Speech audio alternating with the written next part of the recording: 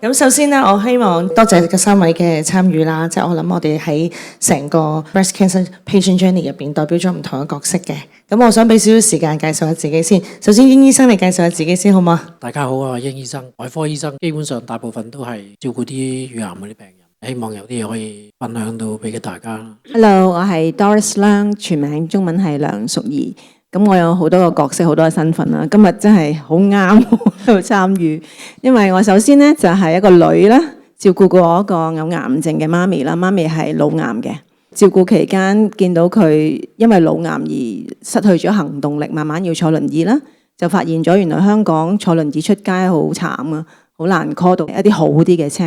咁於是我搞咗間公司叫轉的，就係全香港第一間可以提供輪椅的士服務嘅公司啦。大家都知道係好難噶啦，因為連啲最有錢嘅的士牌主都話搞唔掂嗰啲嘢，我就我搞。咁啊搞到好辛苦，好辛苦咧，一定係即係太辛苦、太孤單啦個創業路，咁啊唔開心啦。跟住我2017年咧就確診咗乳癌3期，都大嘅，因為都即係接近4期啦。然後我就做咗一個 full package， 一個好長嘅18個月嘅治療啦，好多嘢都做咗。咁跟住我就叫做 Touchwood 嘅 survivor 啦。但係其實呢幾年我都仲係被監察嘅，我要被監察10年以上咁先得。咁所以自己係康復者啦。咁同時間我亦都係喺我公司裏面都照顧緊好多病人，因為佢哋都係坐輪椅要出行嘅，都係好多係病人。咁所以我都幾多身份嘅。我自己都有個 page 叫做 Breast and Best， 係我乳癌治療期間開始寫嘅。我發覺都真係好需要講多啲呢樣嘢咯。咁所以今日呢個好似為我而設嘅聚會啊，多謝各位。大家好，我係 Candy， 一位乳癌3期康復者。咁好多人會問我，一個冇咗乳房嘅女人係會有咩感受？不如由我講下。我38歲確診乳癌3期，當時對於我嚟講好震撼。你去諗一諗，一個今時今日都貪靚嘅女人，38歲，我確診乳癌嗰一刻個震撼，我聽唔到醫生同我先生講乜嘢嘢，我好似被冰封封住咗咁。直至到去到醫院咧，要簽手術同意書，我突然之間好激動，因為姑娘同我講切除某一邊嘅乳房，我就話醫生冇咁講啊。我先生見到我好激動，跟住就同姑娘講：我哋一陣先再簽啦，問一問醫生先。嗰一下，我先生摸一摸我頭，其實你好清楚知道要切一邊嘅乳房，但係原來嗰一下我先知道，我真係要接受呢一樣嘢，因為我之前以為我仲有一線希望。切咗個乳房返到屋企，我第一晚沖涼喺度喊，第二晚沖涼我好大聲咁喊，第3晚我又喊。我先生突然之間拖我埋去個鏡度同我講：你不嬲心地好好㗎。我話係。佢話人哋如果身體有殘障，你會唔會歧視佢啊？我話唔會。佢話咁你冇咗一個乳房，點解你要咁唔開心啊？我想話俾你聽，你有1個乳房、2個乳房、3個乳房，我都咁錫你。當時嗰下咧，我笑一笑。由嗰日開始，我唔再喊，因為我先生好錫我。我曾經問醫生，我係咪好快脆會死？醫生答我唔係啊，藥物可以醫治我，因為我覺得只要藥物醫到我，即係我可以生存啦。我就好勇敢咁活落去。有一個殿堂級嘅醫生曾經讚我，話我未夠40歲，敢喺公眾面前講我冇咗一邊乳房，因為我覺得我冇做錯嘢，我點解唔可以喺公眾面前講我冇咗一邊嘅乳房啊？啱唔啱啊？我2008年確診乳癌，距離而家就嚟18年。當時做化療好辛苦，因為我經歷過種種嘅辛苦，所以咧我就明白原來康復呢條路好漫長，同埋心靈上咧係有好多嘢係一啲盲點嚟嘅。幾年前咧，我就同2個同路人創立咗粉紅社，專門做乳癌化療陪診服務。喺香港咧，其實有好多癌症嘅機構咧，支援病人咧係非常之到位嘅。不過咧，化療陪診比較少，而呢啲咧正正係而家香港所需。原因咧就係香港咧個人口老化，再加上咧，有部分嘅人因為咧屋企人要工作，未必有時間可以陪呢一班人去覆診，我哋就成為呢一班人嘅同行者、陪伴者。唔該晒，好多謝大家嘅介紹嚇。啱啱阿 Candy 講完佢個故事咧，就翻去英醫生度咯喎。頭先阿 Candy 都講，醫生咧其實冇講俾我聽㗎，咁樣嚇，即係佢覺得冇。其實咧喺你同病人溝通個過程，講述治療嘅手續啊，或者各方面嘅時候，你通常係點樣擔當呢個咁重要嘅角色嘅咧？因為咧，大家都知道咧，其實乳癌病嘅治療就真係好複雜嘅，即係唔係話淨係要做手術啦、電療、化療、荷爾蒙治療、標靶治療、免疫治療，好多，基本上差唔多冇話兩個人係完全一樣。咁我諗兩個角色啦，醫病嗰個角色係相對簡單，因為我強調大部分都有得醫。基本上大部分都醫得好，醫病即係基本上係技術嘅啫。咁樣你話作為技術支援呢，問題就係你大部分啦，好突然呢個消息，咁你突然間要吸收咁多嗰啲咁複雜嘅資訊呢，係非常之難。我嘅經驗呢，有屋企人有朋友陪係好多嘅，即係其實除咗 emotionally 嗰個 support 之外呢，咁其實佢啲幫手聽下嘢。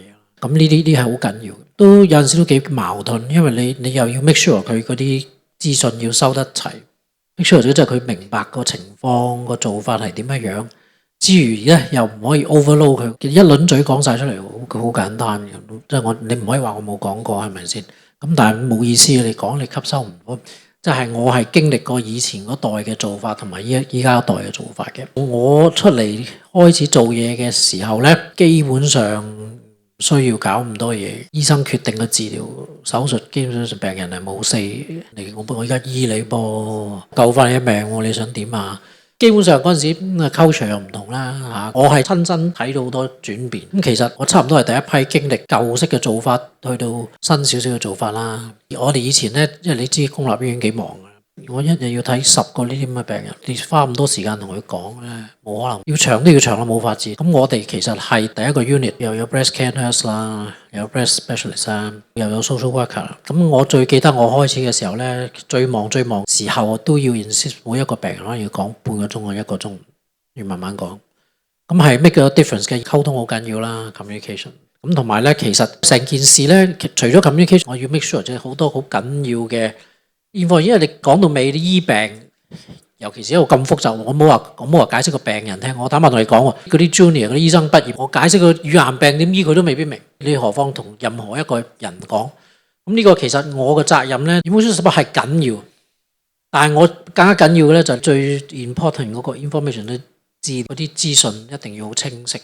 就覺得醫生嘅角色都好重要嘅，有醫生咧帶俾你嗰個信任好緊要。即係我覺得病人同醫生中間 build 嗰個 trust 係一啲都唔容易。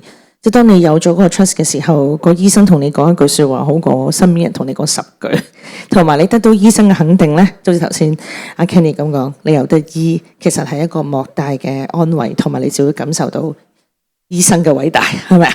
咁所以咧，阿醫生，我想問多一個問題啦。喺你過往咁多年嘅經驗入邊啦，咁你覺得治療乳癌個方法，即係我頭先聽過你有早一代、新一代，即係大家一路點樣去進步咁去醫乳癌咧？當然啦，咁好似咁講咧，依家係複雜好多嘅成個流程。基本上以前淨係做手術啦，依家幾多治療係咪？電療、化療、荷爾蒙治療，我頭先講，你就咁化療都起碼10隻8隻藥啦。我係親身經歷第一代第一個標靶治療，現在點知係起碼6、7樣唔同嘅標靶治療。我頭先講過，差唔多每個人都唔同。依家最新嘅啦，究竟你做手術先打化療針先，有一個討論嚟。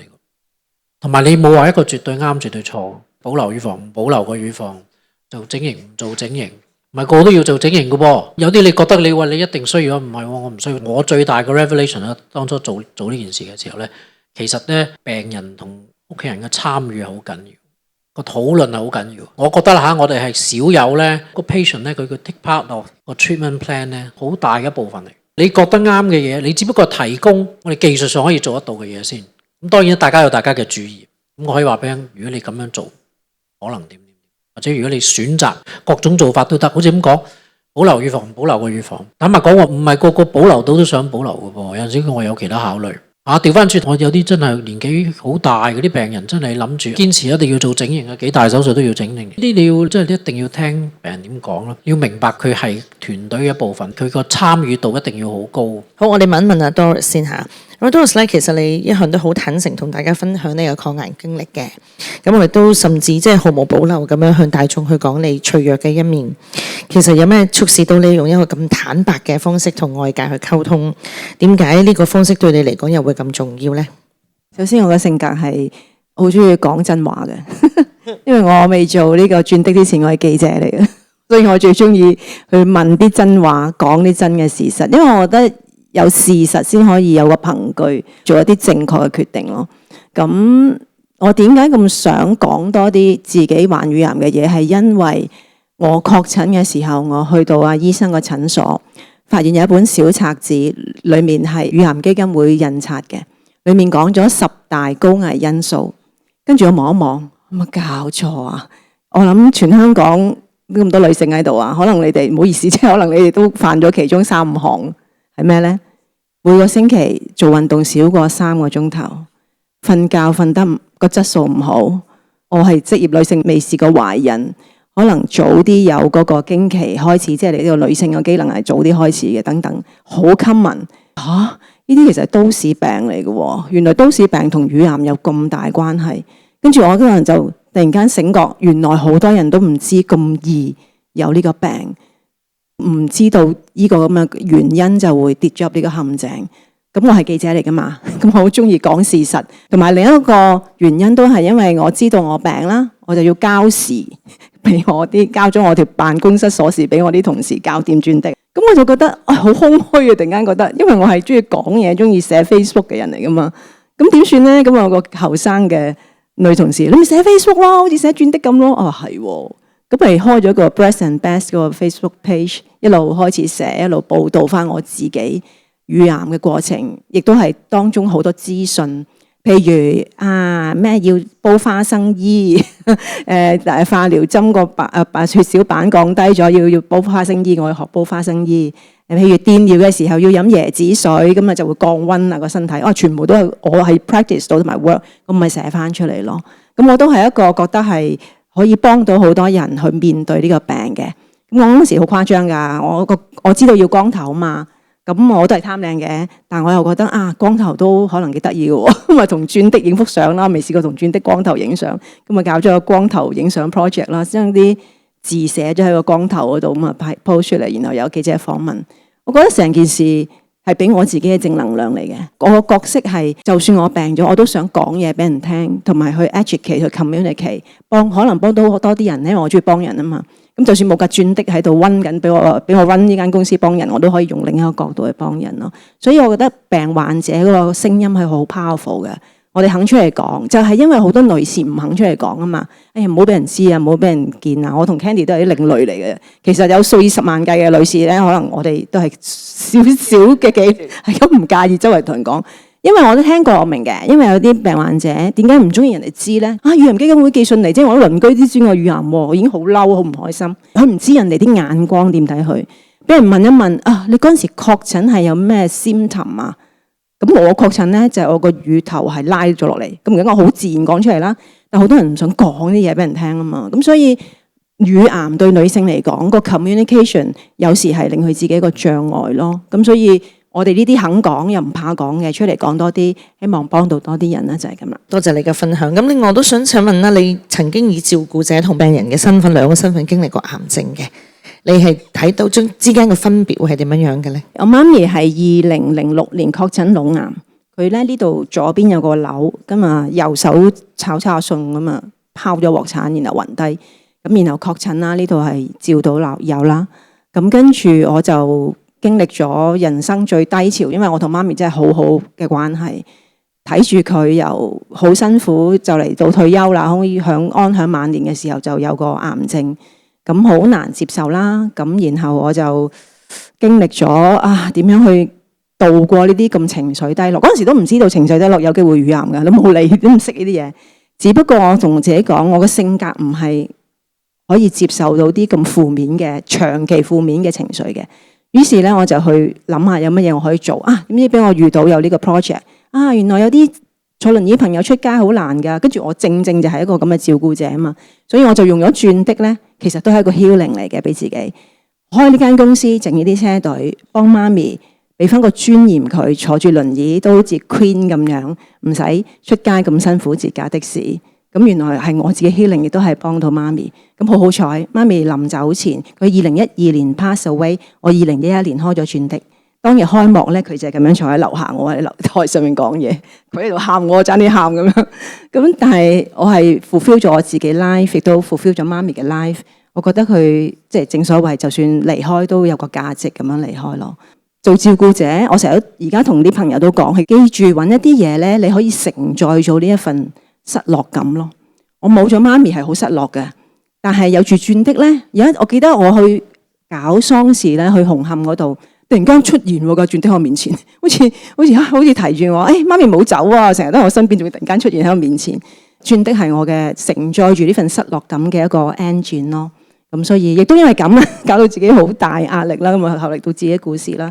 但係我覺得做照顧者要揾啲嘢去承載一份失落感，就算佢最後離開咗，你都要繼續做一個你覺得好有意義嘅嘢咯。咁樣就會個心態會開心啲、平衡啲。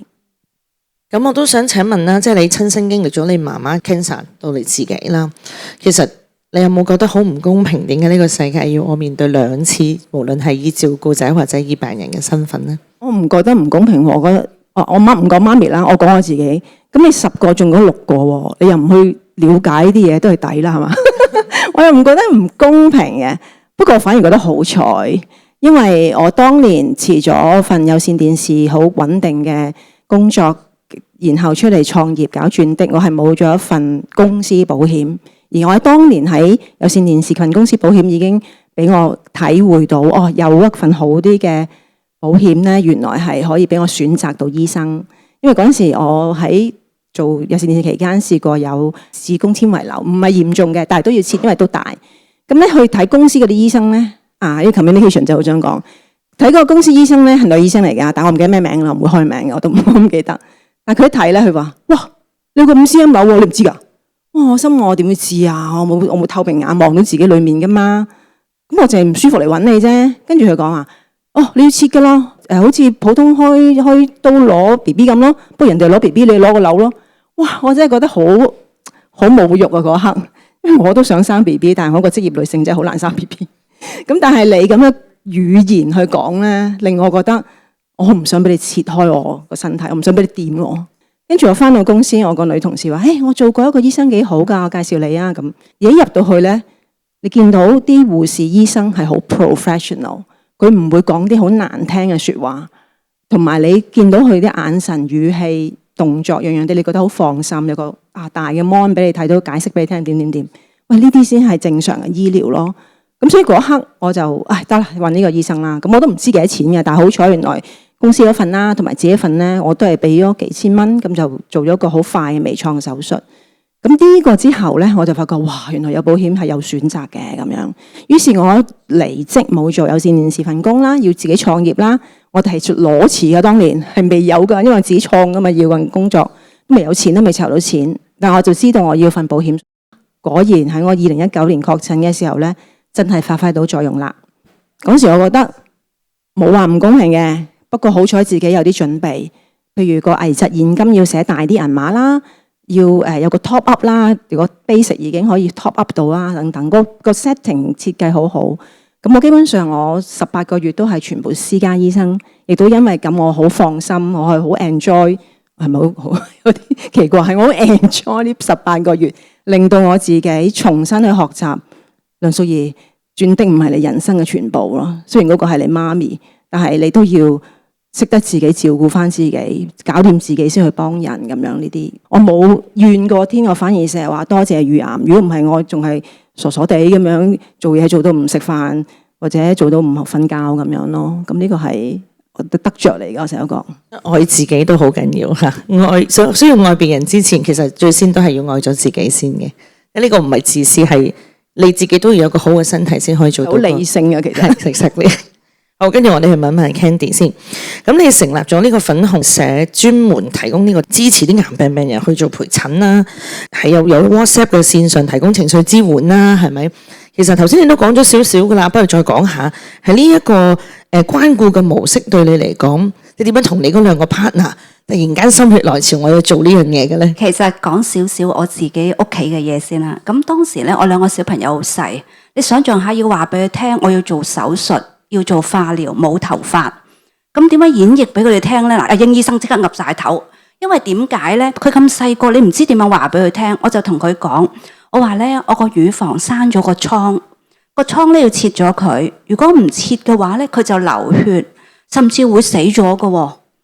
咁佢話哦，咁切啦，咁佢好真噶嘛，細路仔係咪？咁切咗之後咧，我話跟住咧，我做化療嗰陣時咧，就會冇頭髮噶。你俾咗個 concept 佢，佢已經攞到先啦。咁當我做完手術翻到屋企嘅時候咧，佢話我想睇下嗰個瘡切咗係點樣啊？咁我話嗱，而家未適合，遲啲俾你睇，因為嗰陣時個傷口未埋。輪到有一日咧，啱 timing 咧，我換衫，佢入嚟，佢就真係睇到，佢就安慰我。佢4歲幾啫喎，佢講：你唔好驚啊！個瘡切咗啦，咁即係你嚟諗一諗，一個媽媽聽到個小朋友咁講，其實嗰份鼓勵同嗰份激動係就嚟18年都好記得。另外咧，我啲屋企人好錫我。我做化療期間咧，我媽媽親自領導晒所有嘅屋企人，每一晚過嚟我屋企陪我食飯，每一日12個人，風雨不改。頭一個禮拜，我媽媽會住喺我屋企，就係因為咧，好多人對我好好，佢哋好多愛俾咗我，我就睇到喺有一紮較為基層嘅女士，佢哋冇呢啲照顧，或者就算有親人屋企人要咧返工，佢哋冇可能去陪佢，我哋就因為咁嘅原因，就成立咗粉紅社，專門做乳癌化療陪診服務，同埋陪佢哋去見醫生。而我哋嘅運作係點樣運呢？我哋係咧3+1，3個義工加1個服務對象。3個義工其中有1個係義工主任，另外2個係 volunteer。咁個 matching 就係話，譬如我係年輕媽咪，我會配翻個年輕媽咪俾嗰個服務對象。如果佢係一個長者，我會配翻個長者，因為長者擔心就係話，哇！我年紀咁大，究竟我中途做下化療會唔會死咗？我究竟捱唔捱得住㗎？咁我哋會配翻個年齡大啲嘅落去。又好似啱啱阿英醫生所講，因為咧而家治療牽涉好多，譬如佢做標靶，我冇做過，我唔識得話俾佢聽，到底有啲乜嘢要注意？譬如要照心臟啊，要做咩？我唔識㗎嘛。咁所以我哋個 matching 裏面就配翻曾經咧做過標靶治療嘅朋友仔，又好似我要食荷爾蒙藥長達10年嘅，有啲人一聽到話，哇 Candy 我哋唔食啦，我要同醫生講我唔食啊，因為長達10年，都係食咗之後咧，我都唔知變成點。但係當我哋話俾佢聽冇嘢㗎喎，食一粒藥㗎啫喎，你睇下我依然都皮光骨肉滑啦，都冇好老啫，啲頭髮都有啊咁。即係佢哋見到我哋咧，其實係個樣板嚟嘅喎。咁當佢見到我哋嘅時候咧，就話：咁啊食啦！你食咗10年都冇事，我冇復發啊咁。冇啊咁，你3期啊？係啊咁啊！哇，3期都捱到啊！咁其實我哋除咗係一個陪診之外咧，我哋呢100個義工咧，其實係一個樣板。年紀大嘅有，年輕嘅有，未結婚嘅有，年輕媽媽都有。咁既然有咁多義工，咁點解唔將呢啲義工發揮得更好？其實粉紅社最大嘅資產唔係我哋有錢，我哋一毫子都冇，係因為呢一班有心嘅義工，因為佢哋係用過來人嘅身份再去幫同路人，所以我哋每一次嘅出現，對於佢哋嚟講咧，佢哋見到係希望。其實乳癌咧最令我哋唔開心就係我哋驚死啊！驚死咧，死得痛苦啊！即係覺得哇，到時死嗰陣時唔知痛成點。聽講咧嗰啲癌症咧痛得好交關嘅喎咁。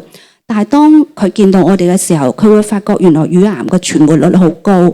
咁呢個信心咧就係俾到佢哋，無論喺治療上面遇到困難，佢哋都會克服。真係好感動。睇落我都有啲想喊。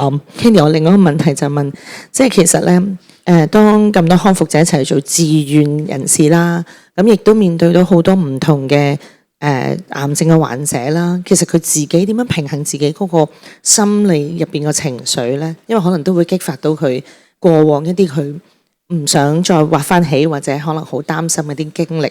咁大家又點樣 take 一個 balance？點樣平衡大家呢個心理上嘅一個支援呢？其實咧，我哋咧唔係所有嘅義工都適合做化療陪診嘅喎，因為有一部分人咧，佢哋唔想再返醫院，佢哋返醫院咧覺得咧感覺唔良好，同埋佢哋有陣時喺醫院見到啲人復發咧，會拉低咗佢哋嘅情緒嘅，所以咧要做陪診嘅義工，我哋係要俾訓練之外，最主要係佢適合。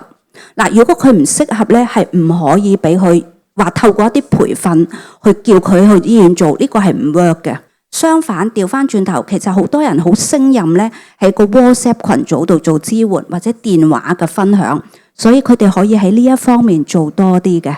有陣時咧，尤其咧，我哋咧要照顧一啲晚期嘅病人，好多人咧唔適合照顧晚期嘅病人。咁譬如我同另外一個 founder 咧，專門主力負責咧去4期或者復發嘅 patient。